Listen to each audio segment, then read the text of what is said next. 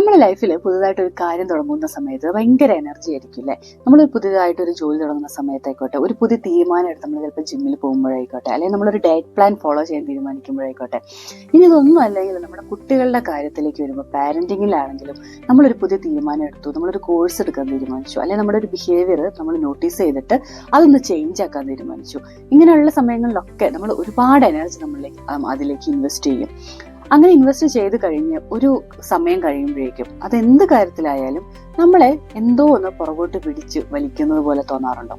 ഇന്നത്തെ വീഡിയോയിൽ നമ്മൾ സംസാരിക്കാൻ പോകുന്നത് ഈ ഒരു വിഷയത്തിനെ പറ്റിയാണ്. എന്താണ് ഇതിന്റെ പേര് എന്ന് പറഞ്ഞാൽ ഡീഫോൾട്ട് പാറ്റേൺ എന്നാണ്. നമ്മുടെ ഡീഫോൾട്ട് പാറ്റേൺ മനസ്സിലാക്കാനും അതിനെ ഓവർകം ചെയ്യാൻ വേണ്ടിയിട്ട് വളരെ സിമ്പിൾ ആയിട്ടുള്ള 3 കാര്യങ്ങൾ മാത്രമേ ഉള്ളൂ. ഈ 3 കാര്യങ്ങൾ നമുക്ക് ഫോളോ ചെയ്യാൻ പറ്റി കഴിഞ്ഞിട്ടുണ്ടെങ്കിൽ ഈസി ആയിട്ട് ഇതിൽ നിന്ന് പുറത്തു കിടക്കാൻ പറ്റും.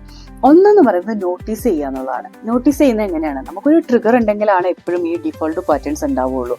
നമുക്ക് ചലഞ്ചിങ് ആയിട്ടുള്ള സിറ്റുവേഷൻ വന്നു, അപ്പൊ നമുക്ക് അത് ചെയ്യാൻ താല്പര്യമില്ല, നമ്മൾ പിന്നോട്ട് പോയി. ആ ചലഞ്ചിങ് ആയ സിറ്റുവേഷനിൽ നമ്മുടെ ഡീഫോൾട്ട് പാറ്റേൺ, അതായത് എൻ്റെ ഒരു ടെൻഡൻസി എന്ന് പറയുന്നത് എപ്പോഴും വേക്ക് ഓഫ് ചെയ്യാനാണ്, അല്ലെങ്കിൽ എൻ്റെ ടെൻഡൻസി എന്ന് പറയുന്നത് കുട്ടി ഒന്ന് സ്ക്രീം ചെയ്യുന്ന സമയത്ത് യെല്ല് ചെയ്യാനാണ്. ആ യെല്ല് ചെയ്യുക എന്നുള്ളതാണ് നമ്മുടെ ട്രിഗറിങ് ആയിട്ടുള്ള, അല്ലെങ്കിൽ നമ്മൾ നോട്ടീസ് ചെയ്യേണ്ട കാര്യം.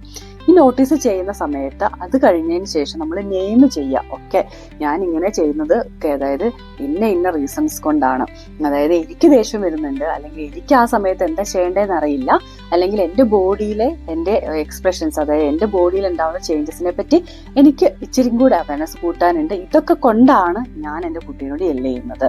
അല്ലെങ്കിൽ ഞാൻ ജിമ്മിൽ പോകാൻ വേണ്ടിയിട്ട് ലേറ്റ് ആവുന്നതിന്റെ കാരണം, അല്ലെങ്കിൽ പോവാതിരിക്കുന്നതിന്റെ കാരണം കുറച്ച് ഫാക്ടേഴ്സ് ഉണ്ട്, അതുകൊണ്ടാണ്. അതിനെപ്പറ്റി അവെയർ ആവുക. ഈ അവെയർനെസ് ഉണ്ടായിക്കഴിഞ്ഞാൽ പിന്നെ വേണ്ടത് നമുക്ക് ചില സമയങ്ങളിൽ നമ്മുടെ ഡീഫോൾട്ട് പാറ്റേണിനെ അക്സെപ്റ്റ് ചെയ്യേണ്ടി വരും. ഇത് ബാഡോ അല്ലെങ്കിൽ ഗുഡോ ആയിട്ടുള്ള കാര്യമൊന്നുമല്ല, നമുക്ക് എല്ലാവർക്കും ഉണ്ടാവുന്നൊരു കാര്യമാണ്.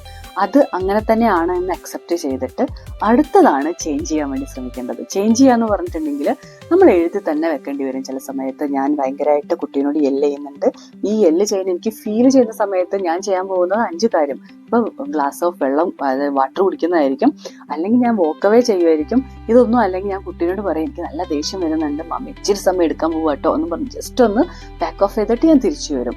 അങ്ങനെ നമ്മൾ ചെയ്ത് നമ്മളത് മനസ്സിലാക്കുന്ന സമയത്താണ് ഡീഫോൾട്ട് പാറ്റേണിനെ നമ്മൾ ശരിക്കും ഓവർകം ചെയ്ത് മുമ്പോട്ട് പോകാൻ വേണ്ടിയിട്ട് എപ്പോഴും പറ്റുന്നത്.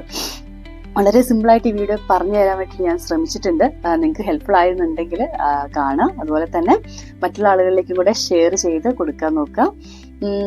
മറ്റൊരു വീഡിയോ ആയിട്ട് നമുക്ക് ഉടനെ തന്നെ കാണാം. Thank you.